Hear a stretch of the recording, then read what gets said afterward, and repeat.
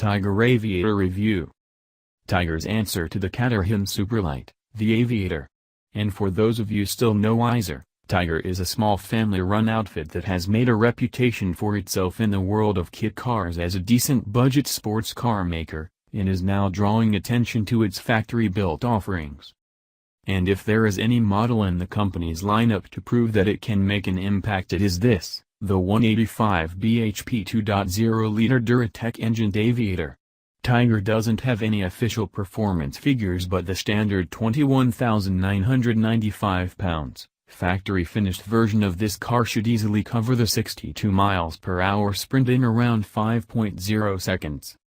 Given its weight and power output, it comes as no surprise that the Tiger Aviator can seriously shift, and of course it offers all the visceral, bottom on the floor, insects in the teeth sort of entertainment that lightweight roadsters such as this specialize in.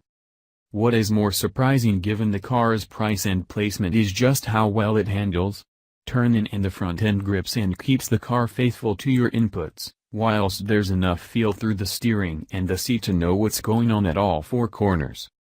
Ride quality is particularly good. Fairly soft but supple enough to aid grip and comfort without too much compromise in terms of body roll, and contributing to the impressive level of stability through fast corners.